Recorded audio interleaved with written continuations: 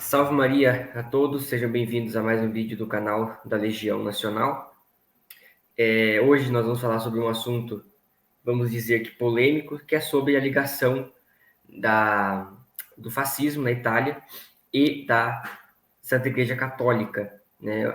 Algumas verdades que infelizmente são escondidas, tanto pela direita, principalmente pela esquerda, né? Estamos aqui hoje com o professor Rafael Queiroz, o canal dele vai estar na descrição do vídeo. E antes de passar a palavra para o professor e começarmos as questões, peço a todos que se inscrevam no canal, deixem um gostei no vídeo, comentem e compartilhem esse vídeo, é bem importante, né? Porque é um assunto que é pouco falado, e quando é falado, há toda essa narrativa moderna pós-Segunda Guerra Mundial. Bom, tendo em vista esse início, passo a palavra aí para o professor Rafael Queiroz.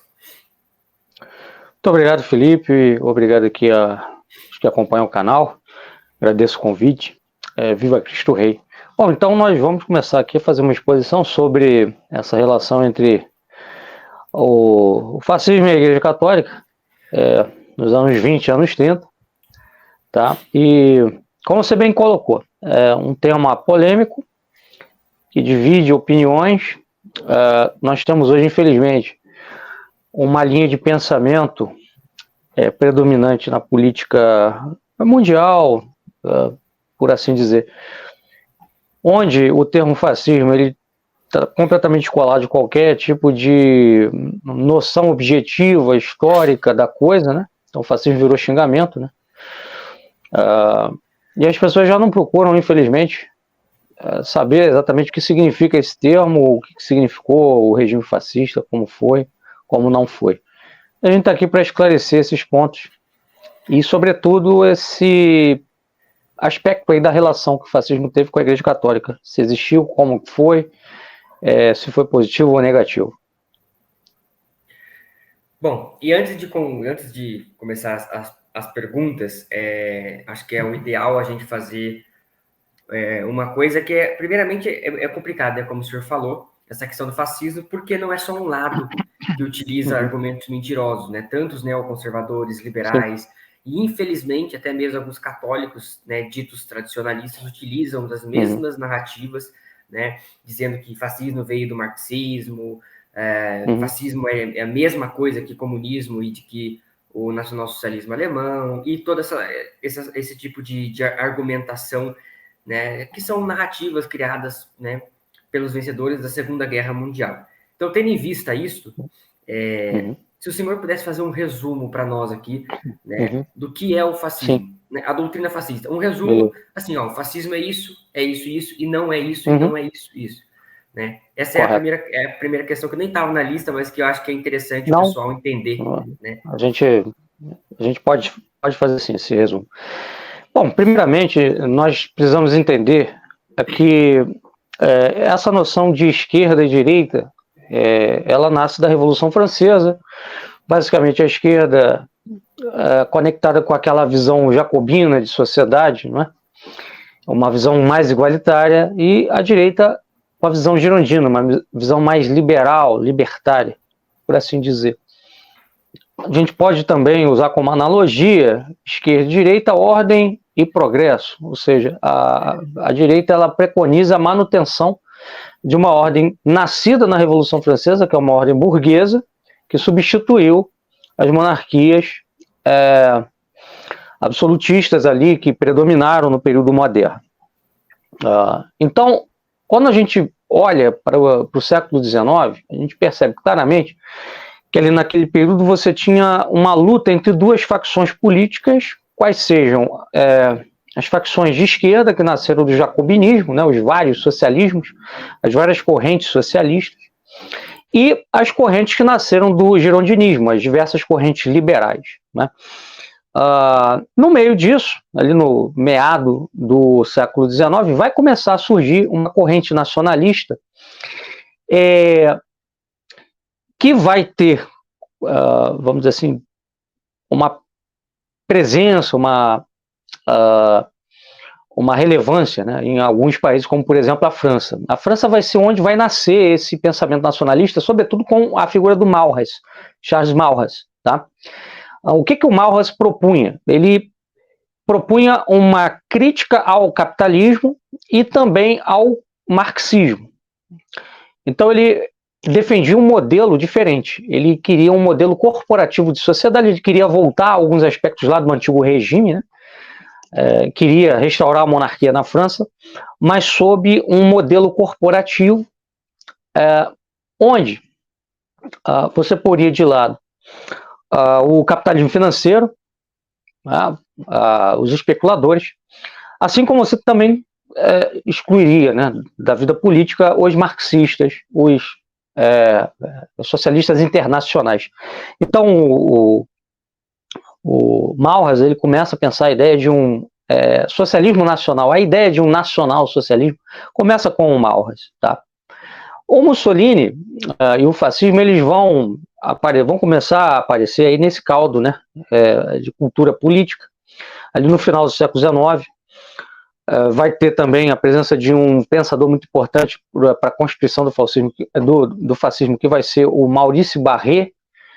Tem um outro também, que é o Georges Sorel, que era um anarco-sindicalista, e propunha a ruptura com o Estado burguês, mas sem o uso de um modelo marxista, revolucionário, ateu, materialista. O Sorel queria um sindicalismo, vamos dizer assim, orgânico, corporativo, que se valesse de tradições, até de tradições religiosas do povo, para mobilizar uma ação contra o Estado burguês, que ele via como um Estado essencialmente materialista, desvinculado, descolado da vida do povo, né?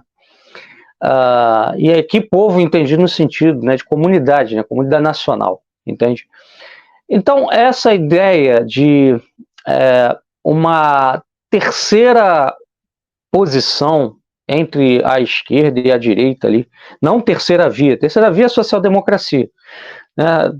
Geralmente esse termo terceira via é usado nesse sentido, né? Embora ele tenha várias acepções, mas a gente não está falando de terceira via no sentido de social-democracia, estamos falando de terceira posição nacional, porque era uma posição que rompia com a visão iluminista de mundo, que se instaurou desde a Revolução Francesa e da Revolução Americana, que era uma visão basicamente limitante do homem, que via o ser humano sob uma visão, sob uma cosmovisão econômica. Então, tanto o liberalismo quanto o marxismo enfatizam o aspecto econômico da vida humana, né? E essas terceiras posições nacionais vão começar a surgir ali na França, o pensamento do Malthus, a partir do Malthus, do Barré, do Sorel, elas vão preconizar a ideia do homem integral. Esse conceito, inclusive, aparece em diversas terceiras posições, inclusive no integralismo aqui no Brasil, né? Daí o nome integralismo, né? O Plínio Salgado, por exemplo, ele, embora o integralismo não seja fascismo, não é a mesma coisa, obviamente, mas o integralismo faz parte de uma família, né, de ideologias que estão dentro desse contexto aí das terceiras posições nacionais, embora os integralistas se caracterizem como uma quarta posição política, né?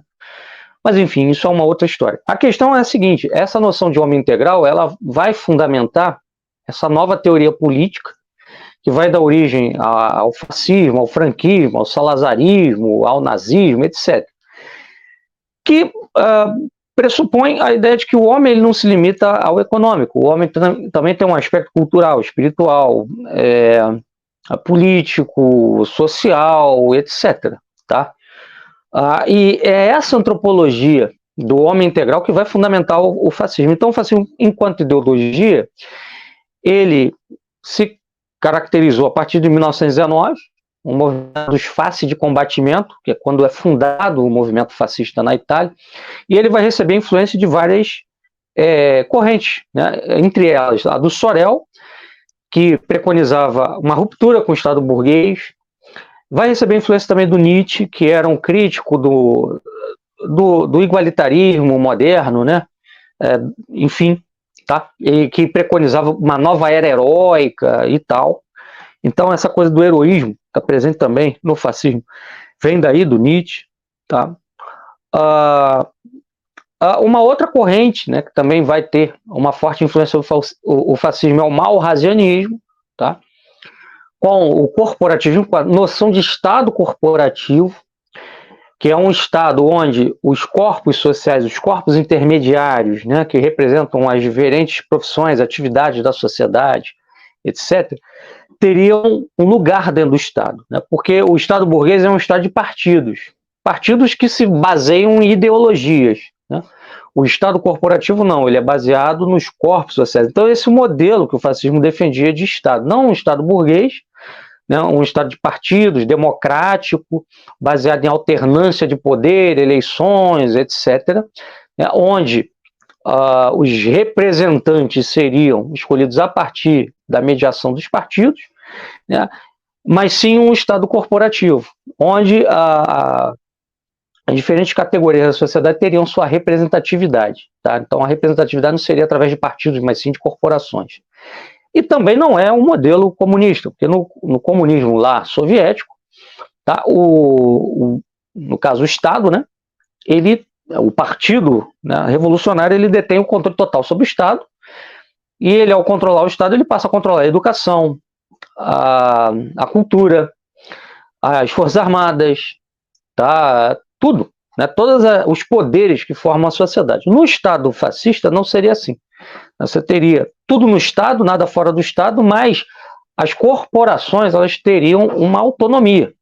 Né? O partido único, né? No caso foi o que existiu lá na Itália, o Partido Fascista, o PNF, Partido Nacional Fascista, durante o regime, ele não controlava, ele tinha o poder sobre o Grande Conselho da Itália, mas ele, por exemplo, ele não interferia na igreja, na vida interna da igreja, não interferia na vida interna das corporações, das profissões, do empresariado, etc. Ele buscava coordenar todas esses corpos sociais, aí, esses grupos, né? Essas instituições em prol de uma ideia única de nação e de pátria, né? Enfim, então essa é a diferença, né? O fascismo ele é ao mesmo tempo antiliberal, antimarxista, antiburguês, anticomunista, propugna esse modelo de Estado corporativo, de homem integral, tá? Um novo homem também, né? A ideia de um novo homem, também está muito presente na visão do Codreanu, Corneliu Codreanu, que foi pai da Guarda de Ferro, um movimento nacionalista romeno, né, que também era de caráter fascista, né, nacionalista, etc. E eu penso que essa ideia de novo homem novo, né, é mais importante, é o homem novo como homem integral, quer dizer, um homem que não seja só econômico, um homem que seja também capaz de se sacrificar pela pátria por valores mais altos do que o econômico. Tá? É isso que basicamente caracterizou e caracteriza o fascismo como um movimento histórico, como um fenômeno histórico único que difere, melhor dizendo, dessas correntes de esquerda ou direita. Sim, sim. E eu vejo muito, professor, uma questão que principalmente vindo da mídia e desse pessoal da mídia, grande mídia, e até como eu já havia mencionado algumas vezes aqui, direita e esquerda, sempre colocando tudo, né, no fascismo. Então, o comunismo é fascismo, a extrema-direita é fascista, até mesmo outros movimentos nacionalistas, como o franquismo na Espanha, né, Engelbert Dollfuss na Áustria, a Guarda de Ferro. Tudo é a mesma coisa, né? Tudo a mesma coisa. Então, para eles não há diferença, é tudo fascismo. O que o senhor me corrigir se eu estiver errado, não é verdade. Né? Há diferenças entre eles gigantescas. Né? Há diferenças entre, por exemplo, a gente pode dizer, né, que o salazarismo, o franquismo, o legionarismo lá da Romênia, o próprio nazismo, o integralismo, eles fazem parte de uma família de ideologias políticas de nacionalistas, né, que surgiu nos anos 20, 30, 40. Não é isso? A gente pode dizer que fazem de um negro, são diferentes. Não são a mesma coisa.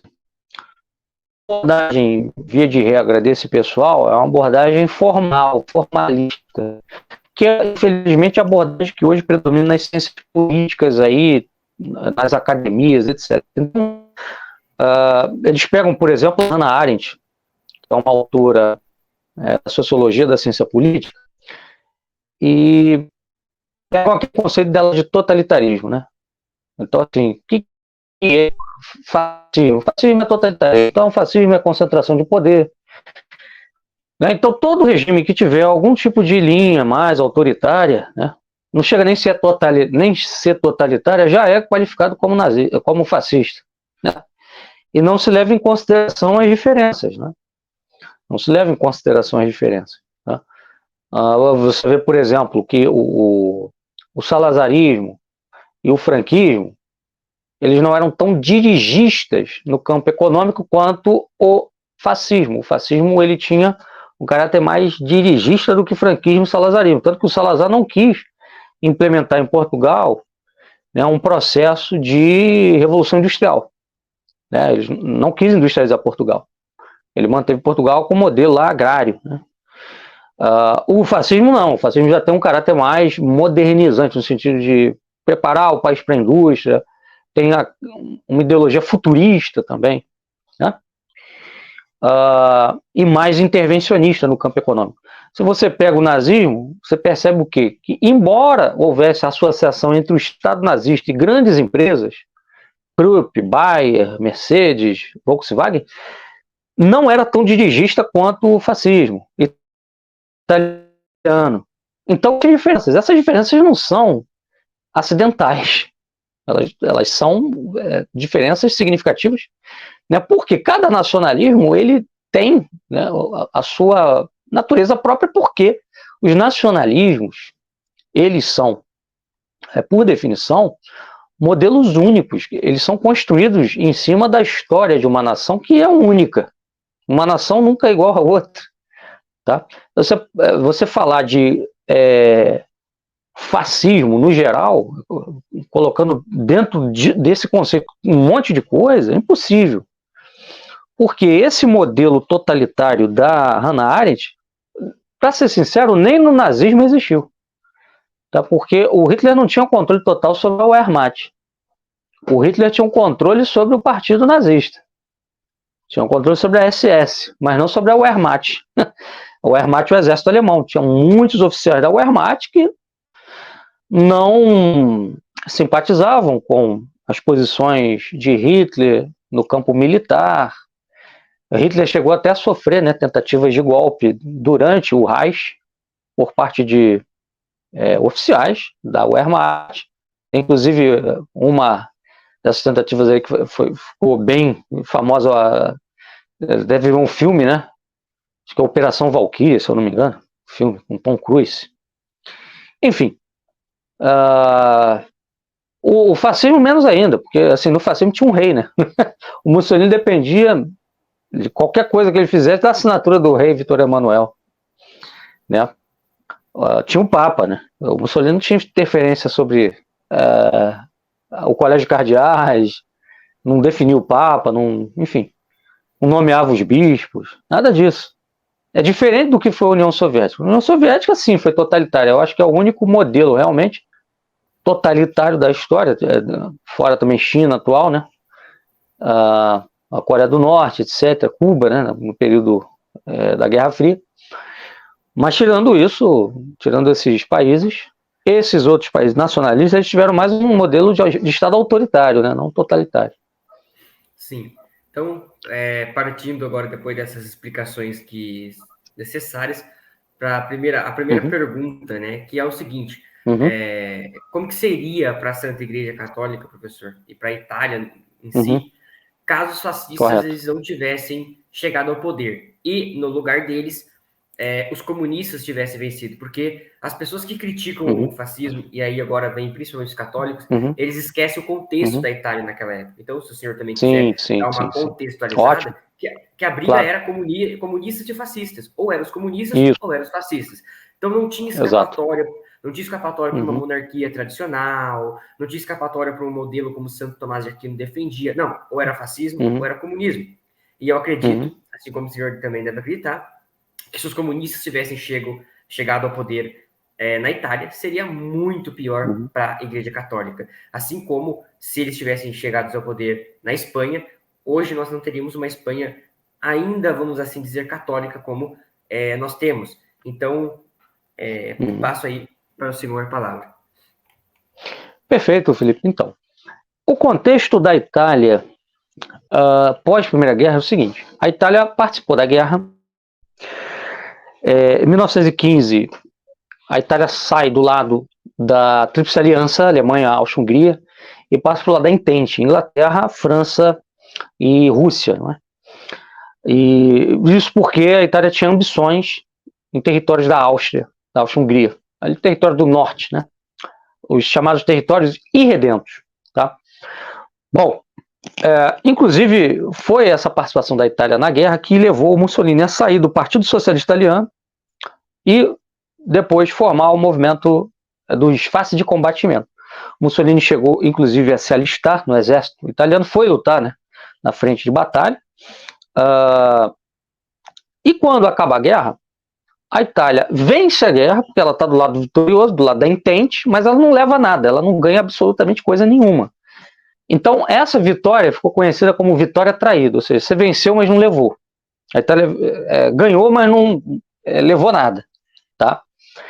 E, obviamente, quando você entra numa guerra, você se endivida, você tem que gastar com soldados, você tem que se armar, você tem que investir em alimentação das tropas, né? Você tem que aumentar a produção industrial para você atender, né, toda a questão bélica. Já era uma guerra industrial, a Primeira Guerra foi uma guerra amplamente industrial, uma guerra que exigiu mobilização total da população. Então você teve um gasto governamental enorme.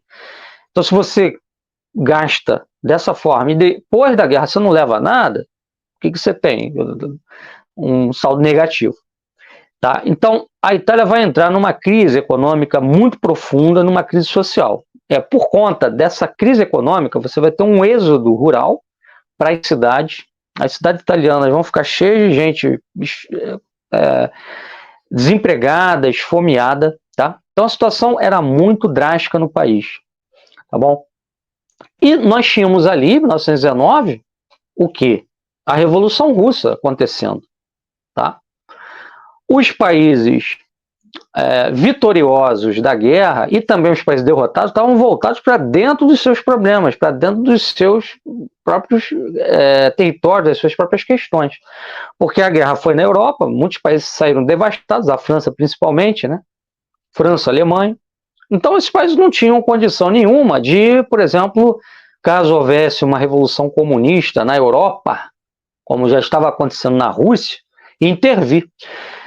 Tanto é verdade que eu estou falando que quando a Revolução Russa, os bolcheviques tomaram o poder na Rússia em 17, logo depois começou uma guerra entre brancos e vermelhos, né? O exército branco versus o exército vermelho, o exército de Trotsky. Né? E inicialmente os americanos, japoneses, ingleses tentaram mandar soldados lá para a Rússia, né, para apoiar o exército branco. Só que eles não tinham condições de mandar muitos soldados, porque a guerra tinha acabado, a Primeira Guerra Mundial, então a população estava cansada, 4 anos de guerra, pelo amor de Deus. O que acabou acontecendo? O exército branco foi derrotado pelo exército vermelho porque não recebeu reforços de fora, né? Externos, dos países capitalistas. Então o que ia acontecer na Itália era isso. Se uma revolução comunista viesse a acontecer ali dentro, revolução social, né, viesse a acontecer, dificilmente a Itália ia receber reforços, né, de fora para evitar esse processo de ir à frente, e os socialistas teriam chegado ao poder inevitavelmente ali. O que começou a acontecer na Itália em vista dessa crise toda? Bom, aproveitando o fato de que o Estado italiano estava em crise, né, pós-guerra, etc., o Antônio Gramsci, líder do Partido Comunista Italiano, e o Giacomo Matteotti, líder do Partido Socialista Italiano, começaram a organizar greves, manifestações praticamente semanais, maciças, nas grandes cidades italianas. Tá? Isso para fazer um processo similar ao que tinha sido feito na Rússia. A Rússia ela entra num processo revolucionário dessa forma. Greves maciças, contínuas, né, manifestações praticamente diárias, né, colocando o governo contra a parede. Tá? E aí, nesse mesmo contexto, você vai ter a aparição do Face de Combatimento em 1919, né, fundado pelo Mussolini e outras lideranças, tá? Com o objetivo de propor uma alternativa que não fosse nem aquela dos velhos partidos burgueses que tinham formado a Itália, né, que tinham sido responsáveis pela unificação da Itália, e que também não fosse aquela proposta dos socialistas, partido do qual o Mussolini já tinha participado, tinha saído. Por que o Mussolini saiu do Partido Socialista? Muito importante notar e observar isso, né, focalizar isso. O Partido Socialista ele era contra a participação da Itália na guerra. Ele dizia, olha, é uma guerra da burguesia, não é do povo. Então, nós não queremos a Itália nessa guerra, porque essa guerra só interessa à classe burguesa. E aí, quando acabou a guerra, a Itália saiu vitoriosa, mas sem nada, os socialistas eles usaram isso como um argumento a favor deles, dizendo o seguinte, tá vendo, a Itália realmente não devia ter entrado na guerra, entrou, olha o prejuízo social que nós temos visto aí no país, então nos deem uma chance, nós precisamos chegar ao poder para mudar o país. O Mussolini e os fascistas eles defendiam uma outra linha, né? Eles diziam, olha, na verdade a Itália precisa se reerguer para recuperar isso que ela tinha direito de ganhar ali na guerra, né? E isso só através de uma nova guerra. Nós vamos precisar de uma nova guerra, e para isso nós precisamos de uma Itália grande, forte. Então eram duas propostas diferentes, tá? O programa do Mussolini era um programa nacionalista e redentista de retomada, né, da guerra para pegar esses territórios que a Itália ambicionava já há muito tempo, desde a época da unificação, tá? Mas era um programa nacional que não se reduzia a isso. O Mussolini também propunha leis trabalhistas, né? Então isso aí foi uma novidade para a época, porque isso trouxe para o lado dele muitos setores sociais que inicialmente se encantavam pelo socialismo, porque na Itália da época, qual era o contexto político? Era o contexto do liberalismo. Então você tinha um país que estava se industrializando, lentamente, mas estava, que ainda era um país bastante agrícola, onde trabalhistas sem, né, esses direitos aí, esses direitos. Então os socialistas eles chegavam com todo o discurso pronto de que, olha, no socialismo vocês vão ter ação desses males aí que vocês estão vivenciando, vocês estão sentindo, né? Então o Mussolini vai também propor, os fascistas vão propor também, né, essas leis trabalhistas aí como uma bandeira, né? Bom, no meio disso tudo você tinha também um Partido Popular, né, o Partido Popular do padre Sturzo, tá? Que era um partido democrático, católico, vamos dizer assim, era um partido de modelo social-democrata católico, vamos botar assim. Só que era um partido democrático demais para enfrentar a violência revolucionária dos vermelhos. Tá? Era um partido que propunha diálogo, eleições, etc. E os vermelhos queriam ir para a guerra, eles queriam tomar o poder na base da violência. Tá bom? Então, nesse contexto é que surge, começa a ter um apoio amplo de vários setores, né? Ex-militares, uma classe média falida pela guerra, alguns setores populares também aderiam ao fascismo, tá? Principalmente setores que estavam. O resultado foi que o parlamento ficou dividido entre fachos, né, entre fascistas e socialistas. Tá? E aí se forma o Partido Nacional Fascista, deixa de ser movimento fácil de combatimento, um movimento que era basicamente uma milícia nacionalista de proteção contra os ataques, né, desses vermelhos, e vira um partido, tá, que passa a disputar eleições e passa a estar dentro do sistema burguês de democracia para disputar o poder. Tá? E ali, naquele momento, Mussolini ele vai fazer um pronunciamento sobre o papel da Igreja Católica na ordem política. Até gostaria aqui de ler isso que ele fala, né? Logo depois que o parlamento se reuniu, o Mussolini ele se levantou para fazer seu primeiro discurso, né, no início do seu mandato como deputado. Foi um discurso memorável. Centenas, né, de milhões de católicos eles consideravam Roma seu lar espiritual, né, disse o Mussolini, e que era uma fonte de poder, isso era uma fonte de poder que a Itália não podia ignorar. Tá? Então ele já mostrava aí que ele estava disposto a dialogar com a igreja. Ele vai falar o seguinte, né, que o fascismo ajudaria a promover a restauração da sociedade cristã, construiria um Estado católico apropriado para uma nação católica. Tá? Então isso aí foi uma coisa marcante, né, porque em 1919, né, quando foi fundado o movimento Face de Combatimento, eles tinham um propósito, inclusive, anticlericais, né, no movimento, que era expropriar a igreja de seus bens, né, de suas terras, etc. Tinha uma proposta desse tipo, realmente, no início do movimento. Mas em 21, o Mussolini adota uma outra postura. Ele percebe que sem a igreja ele não vai muito longe, né? E ele percebe que, na verdade, a Itália era um país essencialmente católico. Uma coisa também que não se fala, e que nós que temos um curso, inclusive, sobre fascismo, falamos isso, a unificação italiana teve várias linhas, né? Teve vários grupos que participaram dela. Geralmente, nos livros de história, dá um destaque assim, a que a unificação ela foi feita, participaram dela. Geralmente, nos livros de história, dá um destaque assim, a que a unificação ela foi feita sob viés liberal, e que teve ali alguma participação de socialistas, como Garibaldi. Né? Mas você teve também, na unificação italiana, os neoguelfos, tá? Que era um grupo que defendia uma Itália unificada, mas sob o Papa, né? Sob a liderança do Papa. Você teria um rei e o Papa como chefe espiritual. Né? Poder temporal, poder espiritual. Então, esse movimento neoguelfo, ele também acabou permanecendo ali na Itália, né? As ideias daquele movimento, e eles vão influenciar também o fascismo. Então, o fascismo, ele, na verdade, ele é uma miscelânea de várias coisas.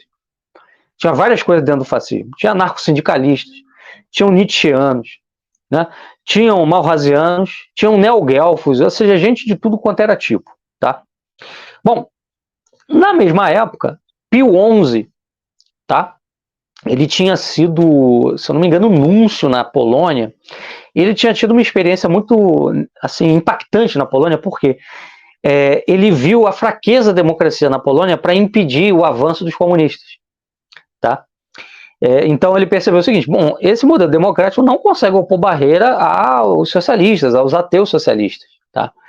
Então ele passou a ter uma concepção autoritária de sociedade, e ele começou a perceber o seguinte, que o Mussolini era a figura que tinha a visão mais próxima da dele. Tá? Então, em 22, né, quando ele já era Papa, quando Pio XI já era Papa, tá? E você já tinha ali um Partido Popular Católico formado na Itália, Partido do Padre Sturzo, o que o Pio XII faz? Ele percebendo que o nível de tensão política estava aumentando, né, os socialistas estavam fazendo mais greves, mais manifestações, e estavam tendo confrontos nas ruas entre fascistas e socialistas, né? O que ele percebeu? Bom, está na hora da gente apoiar o PNF, Partido Nacional Fascista. Um mês antes da Marcha de Roma, tá? Isso quem fala não sou eu, são os documentos da Santa Sé, recentemente liberados para pesquisadores, para historiadores analisarem. Esses documentos dão conta do seguinte, que um mês antes da Marcha sobre Roma, a partir da qual os fascistas tomaram o poder, né, na Itália, Pio XI mandou o cardeal Gasparri dar uma ordem a todos os bispos da Itália, que foi a seguinte: não apoiar mais o Partido Popular Católico. Ou seja, a ordem era clara: apoiar Mussolini, apoiar os fascistas. Tá? Ou seja, a marcha sobre Roma não teria acontecido sem essa intervenção, sem essa interferência do Papa, que, vamos dizer assim, deu o nihil obstat para Mussolini chegar ao poder. Tá? Isso é muito importante notar. Isso não foi um cardeal que fez, não foi um bispo, foi o Papa. O Papa disse, com os fascistas que nós estamos, é com eles que nós iremos e nós vamos apoiá-los, né, porque eles vão vir aí tomando poder e nós temos que tirar obstáculos. O Partido Popular Católico era um obstáculo, porque o Padre Sturzo era contra um modelo autoritário, ele queria democracia. E Pio XI percebeu o seguinte: não, esse modelo não funciona, o que vai salvar a Itália é esse modelo autoritário que Mussolini está preconizando, e é com ele que nós vamos. Tá? Então, esse fato é muito importante ser ressaltado um mês antes da Marcha sobre Roma. Então, não teria havido Marcha sobre Roma sem essa... Quer dizer, ela não teria dado certo, ela não teria sido eficaz, bem sucedida, não fosse essa ação do Papa um mês antes, preparando o caminho para que tudo pudesse dar certo. Bom, professor, essa época do Pio XI, lá na Polônia, é aquela época do Pio... Como que é o nome dele? Esqueci o nome dele agora. aquele Bento líder. XV, né? Foi o Não, Bento XV antes dele. não, Ah, o líder polonês que estava no poder. Eu não estou recordando agora o nome que era um do chefe de Estado da nacionalista, Polônia. isso, que era um nacionalista, Uhum, inclusive, que muitos esquerdistas, comunistas, acusam Pio XI uhum, de já desde a época de uhum. Piłsudski, alguma coisa assim, né? Ah, sim, Ele era sim. um nacionalista polonês e acusava Pio XI de apoiar os fascistas e tudo mais, né? Só para a gente Mas relembrar apoiou que, mesmo, e apoiou, de sim, fato. sim, Quer que dizer, uma acusação que. Aí é uma coisa importante também, né? Ah, isso que esse pessoal fala, né? Bom, isso não pode. A gente não pode assumir isso como uma crítica. Seria vergonhoso se o Papa tivesse apoiado eles, né? sim, sim. Não, então era só para reforçar mesmo, né, que esse Aham. apoio, porque esse apoio aconteceu, né, do Pio XI, Sim, aconteceu, né, sem dúvida, sem dúvida. e aconteceu de uma visão não ideológica, não porque é um fascismo Sim, não, uma visão isso. é uma visão de que sem os fascistas a igreja Uhum, vai acabar, como sim. deu o exemplo da Espanha, sem a Igreja Uhum. Católica apoiar a cruzada de Francisco Franco Sem contra Franco, sem igreja católica, porque a igreja via isso aí. aqueles absurdos, aquelas coisas Uhum, horríveis, diabólicas uhum, que os comunistas faziam contra a igreja católica. Então era só sem para dúvida. reforçar Uhum, mesmo isso aqui. Agora, a segunda questão é o seguinte, isso aí. professor. Já Benito Mussolini no Uhum, poder, os fascistas no uhum, poder, qual que era a visão de Estado e de mundo de Mussolini? Se ouve muito falar de uma uhum, visão pagã, neo-romana uhum, pagã, de que Mussolini, inclusive, já vi pessoas falando e comentando, era a favor da volta de uhum. rituais pagãos romanos na Itália. É, Meu Deus do qual que céu. era, qual que era a visão de Uhum, Estado, de, vamos assim dizer, entre aspas, sim, de império fascista? Ele queria mesmo correto. recriar o Império Romano, Uhum. geopoliticamente, geograficamente apenas? Qual que era a visão do Mussolini? Então, como eu falei, dentro do Partido Nacional Fascista, você tinha muitas correntes. Você tinha neo-hegelianos, que tinham uma visão que a igreja deveria ficar submissa ao Estado. Você tinha nietzscheanos, que achavam que tinha que realmente retomar uma cultura pagã lá, clássica, né, da Grécia, da Roma Antiga, para recriar um homem heróico. Esse pessoal realmente não queria dar muito espaço para o catolicismo. Uh, mas você tinha católicos dentro do Partido Fascista. Tá? Por exemplo, o irmão do Mussolini, né, era muito católico e ele tinha uma influência muito grande sobre o irmão. Tanto que o Mussolini, ele, em 22, se torna, depois da marcha sobre Roma, primeiro-ministro, e em 25 ele se torna Duce, né? Se torna o ditador, o chefe, né? Isso depois do assassinato do diácono Matteotti. Houve uma crise dentro da Itália por conta disso, uma crise política. E aí ele decidiu mandar fechar todos os partidos e passou a governar com poderes concentrados. Então, o que acontece? Ali em 25, né, quando o Mussolini ele se torna Duce, ele vai se converter definitivamente ao catolicismo. Ele vai casar com sua esposa, né, num ritual católico, numa missa, num casamento católico, né, sacramento. O irmão dele vai acertar tudo com o padre. O Mussolini ele passou de ateu a agnóstico e de agnóstico a católico, tá bom? E o que ele faz? Ele vai botar na coleira. Ele não vai eliminar essa ala aí de dentro do partido, mas ele vai botar na coleira, ele vai controlar essa ala. Justamente porque ele entendia essa coisa da Itália católica, da Itália tendo sido um país, e sendo, né, um país que era sede da maior religião do mundo, né, da religião católica, sede do papado, etc. Então, não tinha como, não tinha espaço para isso, né? E assim, quando o pessoal fala de paganismo, a gente precisa lembrar o seguinte: no paganismo também tem valores positivos. A igreja mesmo assumiu coisas do paganismo, a filosofia, por exemplo. Não do paganismo enquanto religião, mas do paganismo enquanto cultura. tá? O próprio Império Romano, que era um império pagão, se tornou cristão, se tornou católico, ali com Constantino Teodósio, no século IV, né? Depois de Cristo. E exatamente era isso que o Mussolini pensava, restaurar o Império Romano. Tá? Mas um Império Romano sob bases católicas, não um Império Romano sob bases pagãs. Agora, claro, existiam valores pagãos também dentro do fascismo, como o culto ao heroísmo, à guerra, tá? O culto ao atletismo, à parte física, né, do homem. É uma coisa que vem lá do ideal clássico da Grécia, né, da Olimpíada, né, enfim, do militarismo romano. Isso aí foi incorporado, sim. Mas isso, em si, né, não é anticatólico. Isso pode ter um lugar dentro da fé católica, da cultura católica, desde que isso tenha medida e tenha grau. Pô. Vocês vejam, por exemplo, que o Pio X, ele apoiou a ideia de Olimpíada, de retomada da Olimpíada, como uma forma de estimular a fraternidade entre os povos. Tá? Então, quer dizer, você pode pegar um aspecto lá do passado pagão, né, e dar um caráter católico para aquilo ali, como a igreja fez com a filosofia grega, que era inteiramente pagã. Você pega lá o Sócrates, Diálogos de Platão, o Sócrates falando de deuses, de Asclépio, que ia fazer um sacrifício, ia oferecer um galo ao deus Asclépio. Isso está lá. Enfim, isso foi incorporado pela igreja. Então, essa questão aí que o pessoal levanta, né, é uma bobagem.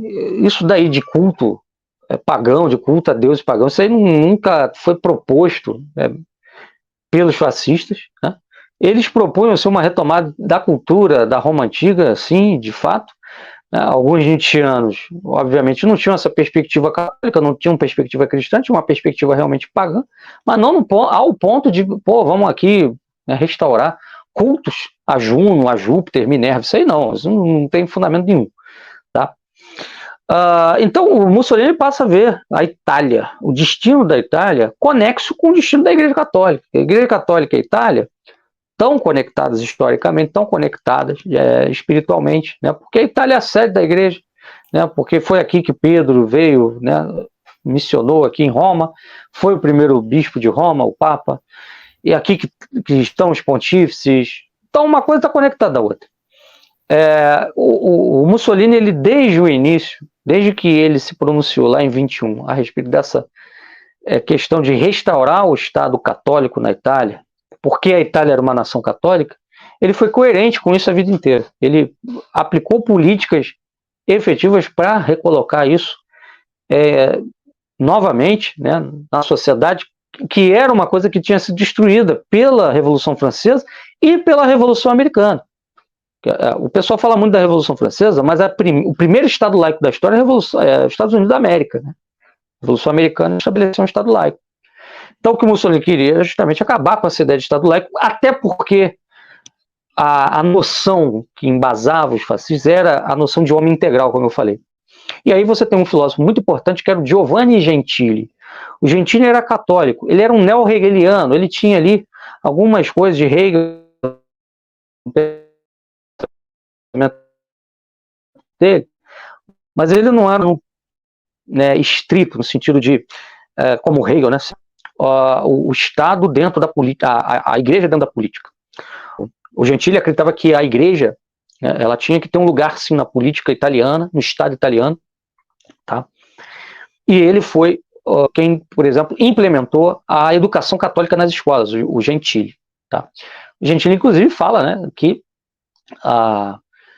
assim, a noção, né, de fascismo, né, ela nasce ali do campo de batalha, ele vai falar disso, né, como um ideal de camaradagem, ou seja, o italiano no campo de batalha percebeu que, na realidade, aquela ideia burguesa, individualista, né, aquela ideia liberal de homem, ela não se sustentava na guerra. Então você precisava do outro, um precisava do outro, tá? Então essa noção também de solidariedade, de organicidade, né, deu a capacidade aos fascistas de entenderem que a igreja ela fazia parte do organismo vivo da Itália, do organismo né, cultural, né, nacional da Itália. Tá? Então, por isso que progressivamente o fascismo foi aproximando-se da igreja do catolicismo. Bom, agora vamos para aquela pergunta que não quer calar, né, professor? O Uhum, uhum, fascismo em si, ele uhum, foi condenado pela Santa Igreja Católica? Existe algum documento condenando o fascismo como condenando o uhum, comunismo, condenando a maçonaria e por aí uhum. vai? E se não, Correto, então. quais os pontos que foram Uhum, condenados do fascismo, criticados pelo uhum. Papa? Que tipo de reforma existiu no partido por parte de Mussolini, obedecendo às ordens ali do Papa? Ótimo. Vamos lá, então. Eu vou começar falando aqui, né, para a gente poder contextualizar isso daí que você perguntou, das medidas que o fascismo foi tomando, né? Você perguntou aí sobre a relação do Mussolini com a igreja. Então vamos lá, né? O fascismo, logo que o Mussolini virou Duce, a partir de 25, iniciou aí uma série de medidas de retirada de medidas anticlericais da época da unificação italiana, tá? Por exemplo, o Estado burguês que tinha sido criado na época da unificação italiana tinha mandado retirar dos prédios públicos o crucifixo. Era um Estado laico, né? As relações da Igreja com a Itália não existiam por causa da tomada dos Estados Pontifícios, lá em 1870-71, quando as tropas de Vítor Emanuel do Piemonte invadiram, né, Roma. Então não havia crucifixo em prédio público. Mussolini mandou botar novamente os crucifixos nos prédios públicos, tá? Tribunais, escolas, parlamento, repartições, etc. Tornou crime insultar padres. Tornou crime insultar a igreja. Mandou fechar jornais anticlericais, tá?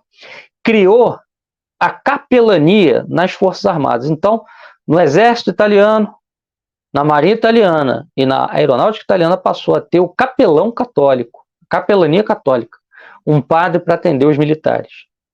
Bom, e instaurou feriados religiosos, ok? Feriado Corpus Christi, entre outros, foram instituídos por Mussolini. Isso aí, pegar documentação histórica, história da Itália, vocês vão ver isso. Foi Mussolini quem decretou isso aí como feriado, tá?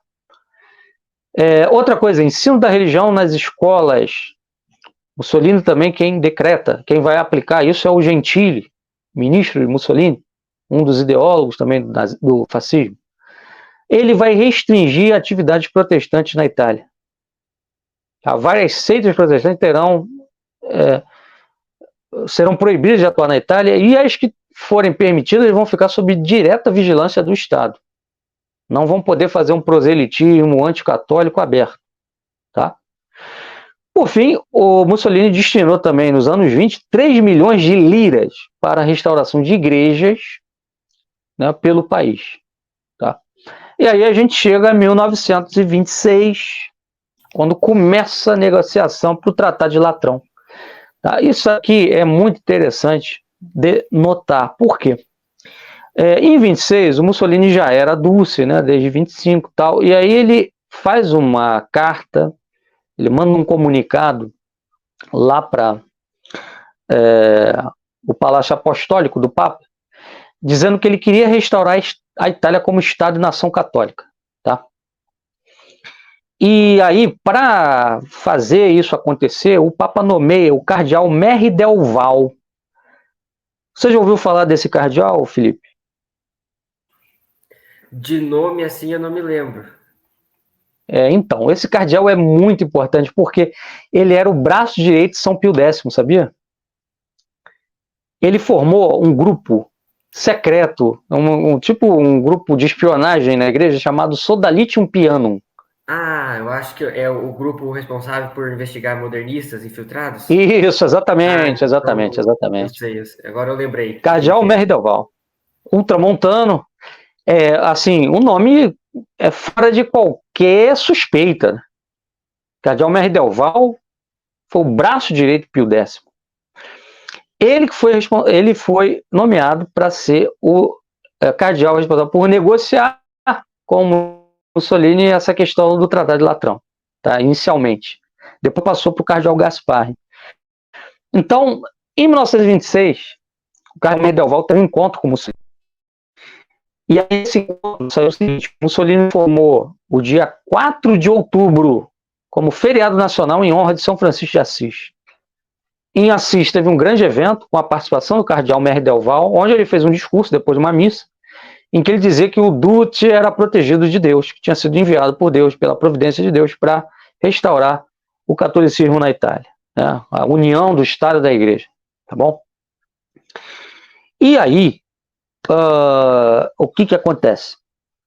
Aí, em 1929, vem o Tratado de Latrão, tá? Como fruto disso daí, sai o Tratado de Latrão. Quer dizer, a Igreja recebe o Estado do Vaticano, né? Recebe $1 bilhão, tá? Como indenização, e nessa indenização ficava acertado o seguinte, que ela era uma forma de pagar a perda dos estados pontifícios, tá? Então, isso foi aceito pelo Papa. O Papa, o cardeal Gaspar, reassinaram embaixo esse pacto, esse acordo. Ou seja, a igreja perdeu aqueles territórios, nós vamos indenizar a igreja com esse valor aqui em dinheiro. E, além disso, a igreja vai receber também a soberania sobre as basílicas de Roma. Bom, ao fim do tratado, né, depois da assinatura dele, houve uma grande comemoração na Praça de São Pedro, com a participação de 200 mil fascistas saudando o Papa. Você imagina um movimento pagão, onde 200 mil membros vão lá para a Praça de São Pedro saudar o Papa. Né, de pagão não tem nada, pelo amor de Deus. Né, pelo menos assim, aquele paganismo que tinha no início, né, se era tão forte assim, ele foi amenizando até praticamente desaparecer. Tá? Então você vê aí que você tinha no mínimo, né, dentro do partido, 200 mil católicos. Porque ninguém vai saudar o Papa se não for católico. Né? Não tem sentido. E aí, acontece o quê? Quando esse tratado é feito nos Estados Unidos da América, é uma coisa fundamental os católicos tradicionalistas entenderem isso, e os católicos em geral, né, entenderem isso. Os Estados Unidos da América é uma força inimiga da Igreja, inimiga da Santa Sé. Sempre foi, sempre será. Isso não sou eu que falo, não é o Rafael que fala. Pio IX, se vocês pegarem, Pio IX já falava isso. Tá? Tanto que Pio IX defendeu a guerra de secessão, ficou do lado dos sulistas, porque ele queria a secessão dos Estados Unidos. Porque ele sabia que aquilo ali era uma força realmente babilônica, diabólica. Enfim, os Estados Unidos da América começou a pôr barreira, né, a esse tratado de Latrão, tá? E aí o establishment americano começou a mexer seus pauzinhos para que na mídia americana, nos jornais americanos da época, né, principalmente o New York Times, começasse a ser feita uma crítica a Pio XI, dizendo o seguinte, que ele tinha se tornado, depois do Tratado de Latrão, o capelão de Mussolini, ou seja, o padre de Mussolini, que estava lá a serviço dele. Oi. E só um ponto aqui, porque acho interessante a gente pontuar isso aqui, e desculpa atrapalhar o senhor. Os Estados Unidos da América, ele é fundado, né, justamente por fugitivos protestantes da Inglaterra, da perseguição de Henrique VIII, certo? E por sociedades secretas que não convém, por prudência, ficar falando nomes aqui no YouTube. Mas por sociedades secretas, liberais, com viés iluminista radical, laicistas e protestantes. Aí, como é que nós, católicos, tradicionalistas, ou até mesmo católicos modernistas, podem defender os Estados Unidos? Tudo bem, há uma parcela de população católica? Temos que rezar por esses católicos que vivem num país protestante, liberal e moral? Temos, mas é importante dizer que os Estados Unidos, ele é um país com as suas raízes anticatólicas. Tá? Era só para pontuar essa questão. E aí, dentro dessa questão que o senhor está falando, né, assim que o senhor terminar o seu raciocínio, como que foi a luta do Mussolini, o combate do Mussolini, justamente contra estas sociedades secretas? Sim. Então, a gente vai chegar nisso daí. Vou chegar nisso daí, a gente vai falar agora da crise, né, da ação católica, que vai levar a non abbiamo bisogno, né, aquela questão de se houve ou não condenação ao fascismo. Perfeito? Então, o que acontece? Esse contexto todo aqui que eu dei para vocês vai explicar o seguinte: houve uma divisão no clero, no alto clero católico, em relação a Mussolini. Você tinha alguns padres, alguns cardeais, que acabaram sendo cooptados por esse establishment norte-americano para fazerem oposição ao Mussolini, oposição a Pio XI, meio que sutil, que você não vai fazer oposição direta ao Papa, né? Mas você faz oposição à política do Papa, né? Você faz oposição que o Papa está apoiando, e você acaba fazendo oposição a ele indiretamente, né? E, então você teve o surgimento dentro da igreja naquela época de duas linhas. Uma, ali, Serrete, que era pró-democracia, pró-Partido Popular. Porque assim, o Partido Popular do Padre Estúdio tinha parado as atividades, mas ele continuava existindo na clandestinidade. Onde? Dentro da Ação Católica. Tinham muitos membros do Partido Popular dentro da Ação Católica. Tá? E nós tínhamos o caso também do Monsenhor Pizardo. Monsenhor Pizardo era assistente do cardeal Gasparri, que era secretário de Estado. Monsenhor alto clero, o mais manifestamente fascista. Inclusive nessa celebração lá na Praça São Pedro, depois do Tratado de Latrão, ele levantou a mão, né, fez lá a saudação fascista para comemorar a assinatura do tratado. Bom, então o que acontece? Essa mobilização do jornalismo americano, junto com o cardeal Serrete lá na Itália, começaram a propagandear a seguinte ideia, de que a igreja agora tinha virado escrava do fascismo, né, depois do Tratado de Latrão. Então eles começaram a criticar duramente o Tratado de Latrão. Tá? E isso aumentou, essa barulheira, né, da mídia americana aumentou quando o Eugênio Pacelli, cardeal Pacelli, tá, foi nomeado por Pio XI núncio na Alemanha. E por que ele foi nomeado núncio na Alemanha? Porque lá na Alemanha tinha uma situação parecida com a da Itália. Uma disputa entre nazistas e comunistas. Depois da crise de 29, o nazismo cresceu, mas o comunismo também cresceu. Então estava tendo uma disputa nesse sentido. E o Pacelli era pró-Hitler. Ele tinha simpatias por Hitler. Isso é inegável também. Isso é inegável. Não estou dizendo aqui que ele era nazista, né? Porque isso já são outros 500. Mas ele via Hitler, naquele momento lá, como uma figura positiva que poderia impedir a ascensão do comunismo na Alemanha, da mesma forma que o Mussolini tinha impedido na Itália. Tá? Então vai ter toda uma mobilização, né, antifa dentro da Ação Católica por esses elementos do Partido Popular, né, cooptados pelo jornalismo americano, pelo establishment americano. Tá? Então o que vai acontecer? Essa mobilização antifa na Ação Católica vai crescer, principalmente dentro da juventude católica, da juventude da Ação Católica, melhor dizendo. E lá na Universidade de Roma vão começar a ter confrontos entre jovens da Ação Católica e jovens fascistas. Até que aconteceu em 1930, 31, um ataque de fascistas à sede da Ação Católica na Universidade de Roma. Tá bom? Então isso aí acabou levando o Mussolini a mandar fechar a juventude da Ação Católica. Não, ele não mandou fechar toda a Ação Católica. Ele mandou fechar apenas as sedes da juventude da Ação Católica. Bom, aí o Papa interviu, né? Porque essa tensão entre a Ação Católica e fascistas vinha crescente, desde a assinatura do Tratado de Latrão, e na Non Abbiamo Bisogno, né, o Papa fala do bom fascismo em relação ao mau fascismo. Ele diz o seguinte: olha, nós não queremos condenar o partido, nem o regime, porque nós sabemos que tem o bom fascismo, que é aquele que respeita os direitos da igreja, e o mau fascismo, que são essas alas aí mais pagãs, né, que querem a igreja sob o domínio do Estado. Essa realmente não é boa, é má. E, inclusive, né, nessa encíclica, o Papa vai lembrar aqui do direito que a igreja tem de educar a juventude. Né, porque o que muitos fascistas queriam era tirar a juventude da influência da igreja, né, no caso da Ação Católica. Por quê? Justamente porque você tinha ali dentro da Ação Católica uma atividade antifa, pró-democracia burguesa, etc. E tal. Então é uma questão complexa, né, e que a gente precisa situar bem. O que acaba acontecendo depois da Non Abbiamo Bisogno? O Papa, ele levanta, né, com força a bandeira do direito da igreja de educar as consciências dos jovens, realmente é um direito da igreja, não podia ser exclusivo, esse direito não podia ser exclusivo do Estado, né? A igreja também tinha que estar ali presente, né, formando jovens.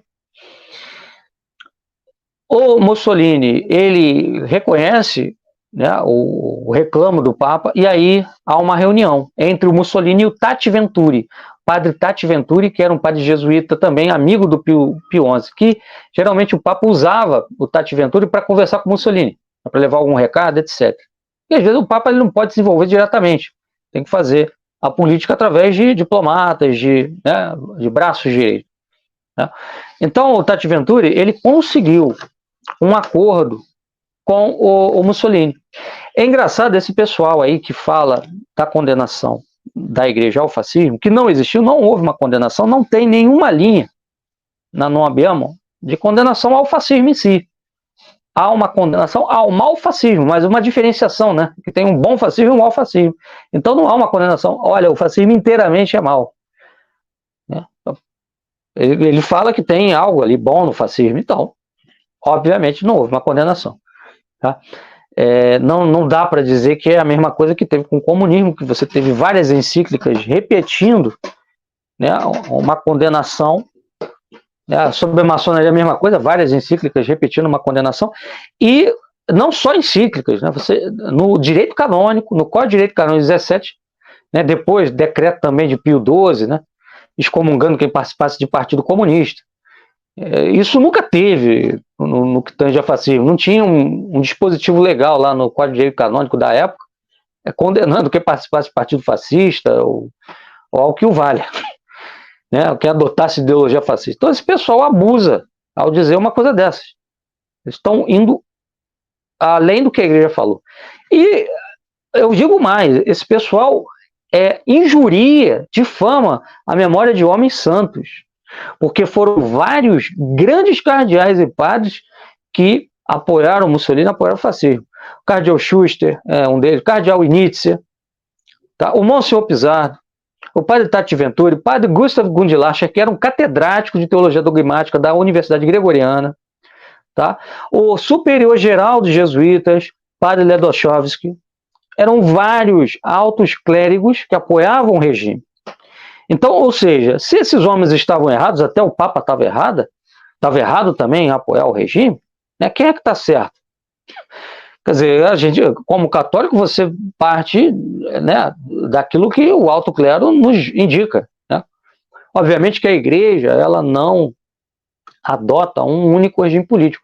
O católico ele pode ser pró-república, pró-monarquia. Agora, o que ele não pode ser é pró-estado laico. Isso aí não. Né? E justamente por isso que esses clérigos apoiaram o fascismo, porque viam que era um Estado que estava dando à igreja os seus antigos direitos. Tá? Então teve uma assinatura, vamos lá, de um acordo no dia 2 de setembro de 31, tá? Nesse acordo ficou ajustado o seguinte: os antifas da ação católica seriam expulsos. Tá? Então o Papa se comprometia a expulsar todos os antifas da ação católica, ao mesmo tempo que o Mussolini, né, se comprometia a dar liberdade total à apostolado da ação católica. Tá? Então veja, o Mussolini, ele, né, assim, na verdade a Non Abbiamo, ela parecia ser o início de uma crise, mas ela acabou resolvendo a crise. Então o tiro saiu pela culatra, porque o establishment americano estimulou essa coisa toda aí para levar uma crise, uma ruptura. Não levou uma ruptura, levou um acordo que ampliou ainda mais a relação do Estado com a igreja. Tá? E só para citar aqui uma coisa, Felipe, para que o seu público também fique informado, nunca houve uma oposição entre partido fascista e ação católica. Isso aí foi um momento, foi um caso, uma questão pontual ali na história da relação igreja e fascismo. Por quê? O líder, o presidente da ação católica na Itália, nos anos 20 e nos anos 30, sabe quem era? Augusto Siriati. Procurem saber sobre ele. O Augusto Siriati era membro do Partido Fascista. Era o presidente da Ação Católica. Sabe o que aconteceu lá nos anos 20, quando o Mussolini começou a, né, por conta daquela influência toda que tinha ali do paganismo romano no partido fazer, o que aconteceu? A ação católica entrou em ação. Por exemplo, na época, né, os ginásios, as escolas ginasiais na Itália, começaram a fornecer treinamento, atletismo para moças. E o Papa não gostou, o Papa Pio XI disse, isso aí não pode, porque as meninas ficam seminuas, isso é uma prática pagã, realmente, lá da antiguidade. Nós não queremos isso na Itália, a Itália é católica e tal. O que aconteceu? O Siriati, né, foi levar essa questão ao Mussolini, e Mussolini mandou parar com isso. Tá? Quando o Papa pedia ao Siriati para falar com o Mussolini sobre alguma questão de costume, de moral, de filme, filme indecente, filme indecoroso, o Mussolini atendia. Então, peraí, que negócio é esse? Quer dizer, a Ação Católica e o partido, e o Mussolini, sempre tiveram uma boa relação. Foi um momento ali, desse casamento, e todo casamento tem uma crise, né? Isso é normal de casamento, né? Então, assim, nós, inclusive, temos um curso de fascismo, né? Sobre o fascismo, sobre a história do fascismo, né? Nós estamos aí até para lançar isso como livro, em que nós mostramos isso. A tese que a gente defende é essa.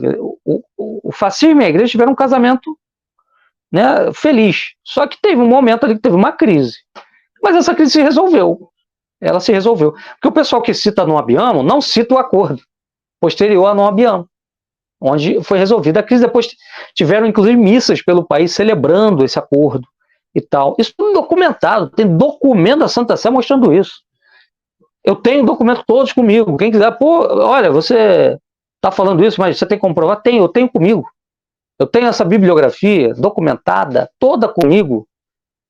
Atas apostólicas, sedes, etc. Tudo. A pasta onde está isso, o número. Quem quiser, é só falar comigo. Até aproveita aqui a oportunidade. Quiser aí deixar meu número, meu e-mail para contato. Quem tiver alguma dúvida, eu mando. Eu tenho tudo isso documentado. Tá? É até muito bom isso aqui. Porque, assim, tira da cabeça das pessoas, né, essa ideia de que, peraí, o fascismo era amplamente pagão, a igreja foi perseguida. Tem gente falando isso, né? Ou quase falando isso, né? Um Marcelo Andrade aí, um professor ligado a Montfort, né? Que tenta fazer uma aproximação entre fascismo e marxismo, pelo amor de Deus. Os caras, como você falou, os caras esquecem que o Mussolini botou o Gramsci na cadeia. Antônio Gramsci foi para a cadeia no regime de Mussolini. O Partido Comunista Italiano foi banido. Professor, a maçonaria foi banida. Né? Enfim. A máxima que o senhor falou, né? Eles têm uma visão de ideologia que é o seguinte: se é um pouquinho mais autoritária, é fascismo. E se é totalitário, tem o braço do marxismo. Certo? Isso, exatamente. Então, assim, exatamente. É complicado. Então, quer dizer, é tudo a mesma coisa, né? Fascismo, marxismo, quer dizer, é um absurdo. Agora, uma coisa importante de notar é o seguinte, que esse pessoal critica o fascismo, critica o marxismo, faz uma aproximação entre fascismo e marxismo. Mas eu não vejo essa mesma gana em criticar o liberalismo. Eu não vejo essa mesma gana em criticar o liberalismo. Eu me lembro que teve uma situação, não vou citar aqui o nome, né? Uma pessoa ligada aí a Montfort. Também a Montfort agora se dividiu, né? A gente não sabe mais o que é Montfort e o que não é, né? Mas enfim, tinha uma fulana ligada a Montfort, na época, em 2021, ainda era governo Bolsonaro, tinha um decreto do governo que impedia despejo de pessoas por falta de pagamento de aluguel, ali naquele contexto pós-pandemia, o pessoal estava voltando a trabalhar e tal. Uma medida completamente razoável. O cara está sem trabalhar, está todo mundo retomando as atividades econômicas. Vamos dar um tempo aí, né, para o cara poder acertar o seu aluguel.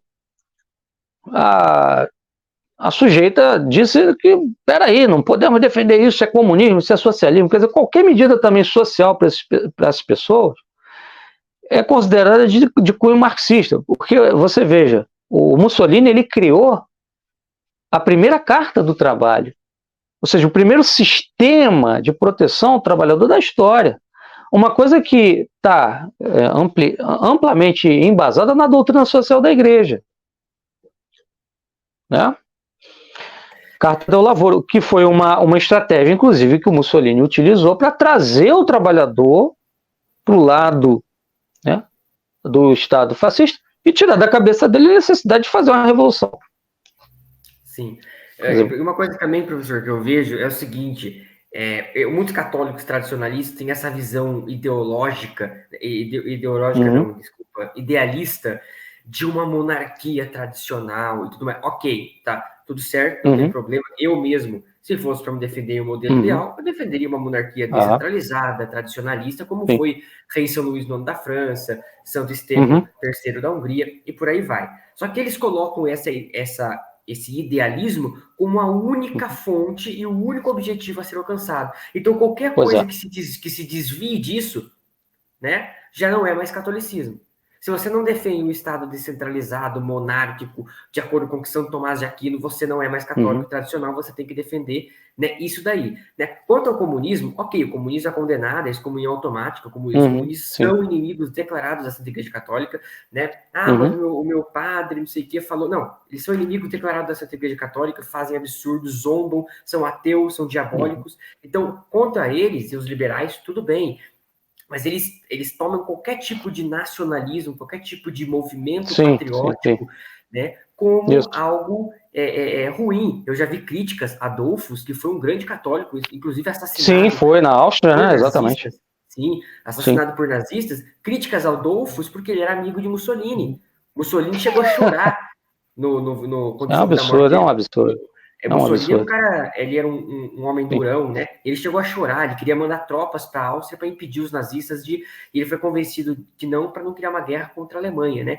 Mas ele queria mandar tropas para os Alpes, na Áustria, para impedir os alemães, de tanta raiva que ele ficou com a morte do seu grande amigo Dolfos. Então, assim, é uma visão que eles criticam muito a doutrinação esquerdista, e realmente há essa doutrinação progressista, enfim, dentro de universidades, escolas, existe isso, mas eles não percebem que essa direita neoconservadora, liberal, e esses católicos, vamos assim dizer, tradicionais ou conservadores, também estão passando pelo mesmo processo de doutrinação. Sem dúvida, sem dúvida. É uma doutrinação americanista, né? Porque o neoconservadorismo é uma doutrina americana. Agora, por princípio, vamos lá, se o sujeito ele parte do pressuposto de que a monarquia tradicional é o melhor modelo político, o que está mais próximo disso? O pessoal esquece que o fascismo era a monarquia, né? No fascismo tinha um rei, Vítor Emanuel III. E o Mussolini ele não fazia nada sem a assinatura do rei. Então, no fascismo também nós tínhamos o Estado corporativo. O que é o Estado corporativo? É um Estado forjado em cima, né, das corporações, dos corpos intermediários, ou seja, das guildas profissionais, etc., que era o que existia lá na Idade Média. Então, o modelo mais próximo disso daí que esse pessoal defende é o fascismo. Né? Não é, obviamente, a mesma coisa. Não estou dizendo isso. No fascismo, há uma centralização do Estado, ou seja, as guildas, as corporações, ou algo que o valha, passam a ter um escritório dentro do Estado e passam a ser dirigidas pelo Estado, ou seja, há uma coordenação do chefe de Estado das atividades dessas guildas em prol de um fim nacional, de um objetivo nacional. Né? Mas é o que tem de mais próximo. Porque esse espírito de associativismo que tinha lá na Idade Média, etc., ele não existe mais. Nós estamos num cenário de individualismo. Né? Então você precisa reconstruir isso daí, as condições para isso daí. O que o Estado fascista queria fazer é justamente retomar esses corpos intermediários, recolocá-los em ação, mas integrando-os dentro do Estado. O Estado como um guarda-chuva que protegeria esses grupos e coordenaria as ações desses grupos. Mas, por exemplo, quando você pega aqui a Carta do Lavoro do Mussolini, ali é muito claro que ele queria o quê? Que as negociações entre patrões e empregados tivessem valor, peso de lei. Ou seja, o Estado só iria entrar se não houvesse um acordo. Então ele dava isso, com isso, ele dava autonomia a esses corpos. Isso aí é o Estado corporativo, pô. É um modelo mais próximo que tem disso que esse pessoal defende. Mas é um pessoal que, infelizmente, está enseguecido por uma lavagem cerebral. Existe um processo hoje de ideologização, como você bem colocou, né? Existe uma doutrinação esquerdista, progressista, etc., no país, e existe também, está em curso, uma doutrinação direitista à lá Estados Unidos, à lá EUA. Tá? E isso é muito triste. Isso mostra o grau de decomposição do país, e é para isso que a gente está aqui. Né? O pouco que a gente pode fazer é levantar a voz contra isso. E é importante uma iniciativa dessa aqui como a sua. Sim, obrigado, professor. E para a gente finalizar aqui, também não quero tomar mais tempo do senhor, havia perguntado, e acho que é importante isso, e a gente precisa tomar cuidado também, por causa que a gente vive numa democracia muito, muito maravilhosa, muito robusta, né? Um país muito livre, onde a gente pode falar as coisas, e também essas sociedades secretas são muito piedosas, né? São muito justas, elas não fazem mal a ninguém, que fica mencionando elas e as criticando. Então, eu gostaria de perguntar para o senhor, né? Qual foi o combate de Mussolini ou de membros do regime fascista contra a sociedade secreta? Nós sabemos que Franco, Salazar, Codreanu, né, combateram diariamente, fizeram uma cruzada, né, contra as sociedades secretas, que são, de fato, quem está por trás do liberalismo, do marxismo, são eles que mandam em tudo. Então, qual que foi a luta do Mussolini contra as sociedades secretas na Itália? Se o senhor pudesse, para não tomar mais tempo do senhor, citar ali 1, 2, no máximo 3 pontos ali que o senhor acha que foram os principais, né, dessa luta. Ótimo. Então, eu vou falar o nome, não sei se tem problema. Se tiver, você me diz. Tem problema falar o nome da sociedade? Não, fica à vontade, é o senhor que decide. Eu falei mais por motivos de... A maçonaria na Itália, né? Assim, tinha gente da maçonaria que inicialmente simpatizava com o fascismo, tá? Porque a maçonaria, assim, ela tem várias facções também, né, dentro dela. Então tinham membros maçons, tinha gente no Partido Nacional Fascista que era maçom, tá? E tinha gente que não era do partido, mas que simpatizava com o fascismo, apoiava o fascismo, apoiou o Mussolini inicialmente, no começo ali da ascensão dele como primeiro-ministro e tal.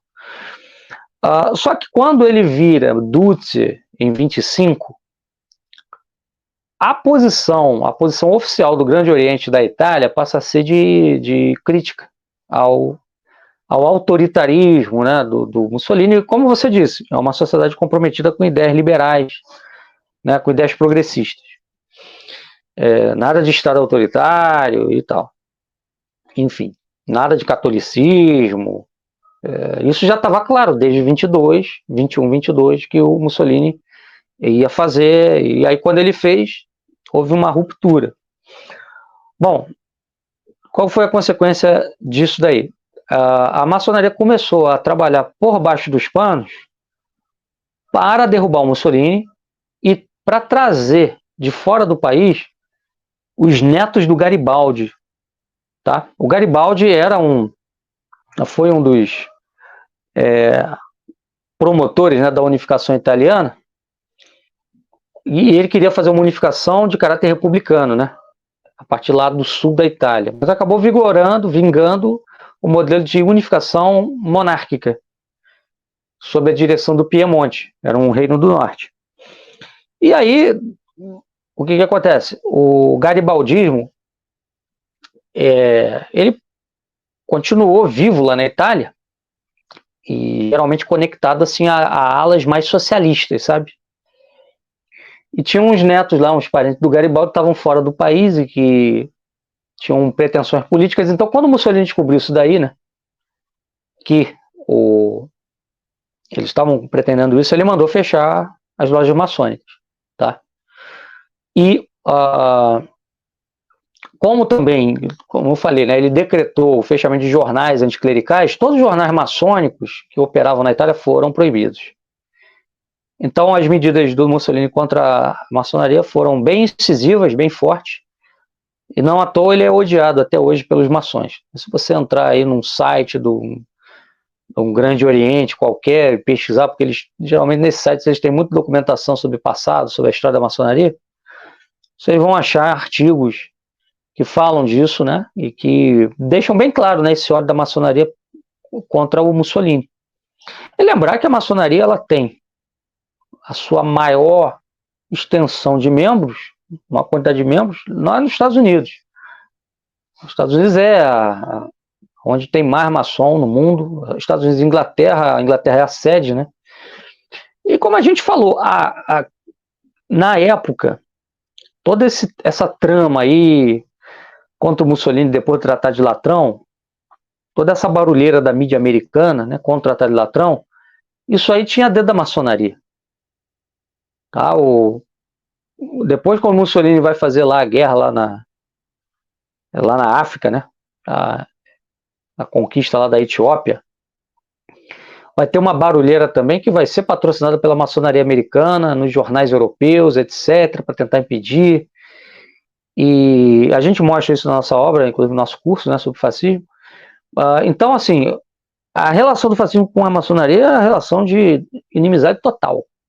No início, tinham maçons simpáticos ao fascismo, isso acabou em 25 em diante.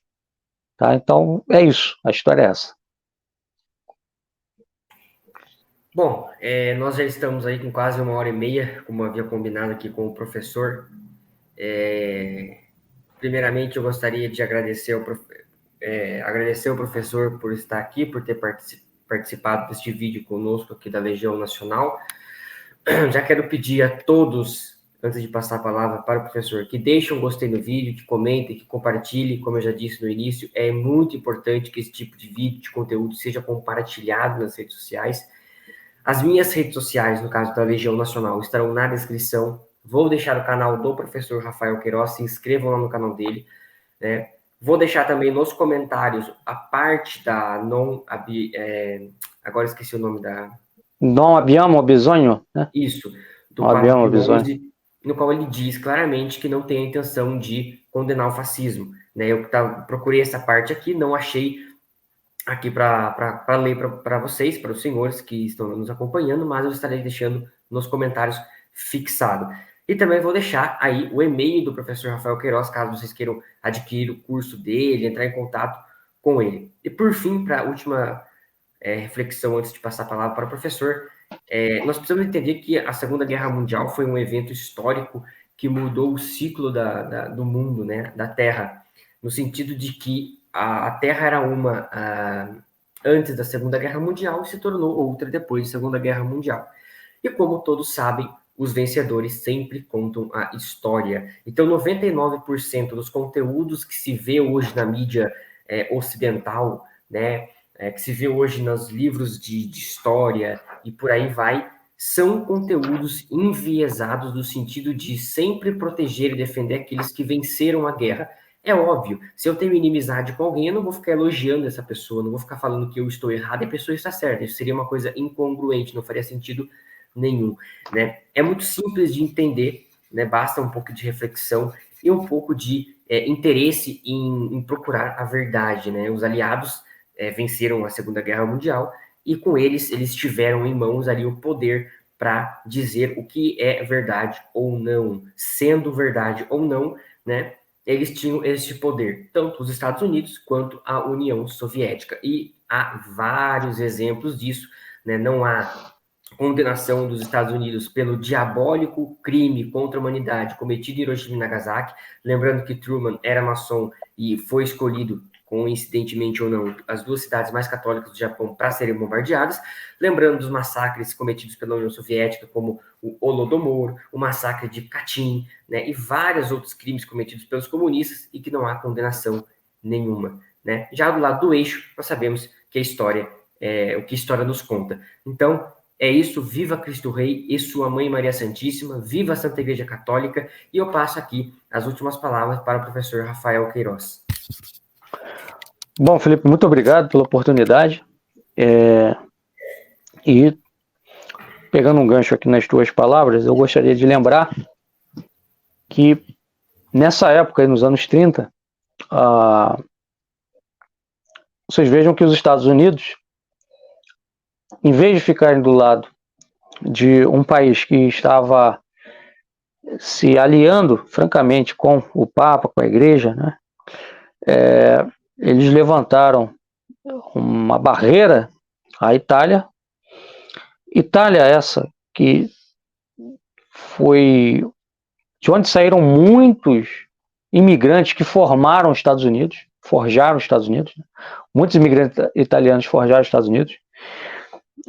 Mas mesmo assim, o governo lá do Roosevelt preferiu opor-se, né, a Mussolini, fazendo coro com os comunistas. Isso mostra claramente que entre os capitalistas e comunistas há muito mais parentesco do que pode parecer à primeira vista, né? No 20, a efetiva oposição a esse sistema que o comunismo representava foi o nacionalismo, com todos os seus defeitos. Nós não negamos que houvesse defeitos no meio nacionalista, até havia, mas longe de ser o que era, o que é, né? Esse modelo de sociedade, seja capitalista, hiperliberal, né, onde o indivíduo é um deus, e o modelo comunista, onde a classe, né, é um deus. Enfim, eu queria terminar aqui só para a gente fechar com chave de ouro, lendo a passagem aqui do livro O Papa e Mussolini, do historiador David Kerser, sobre a celebração do Tratado de Latrão. Então diz assim na página 137: a Federação Fascista de Roma havia convocado os fascistas para mostrarem o seu entusiasmo, se reunindo na Praça de São Pedro. 200.000 pessoas aguardavam na chuva torrencial. Quando Pio XI apareceu na sacada para abençoá-las, elas urraram de alegria.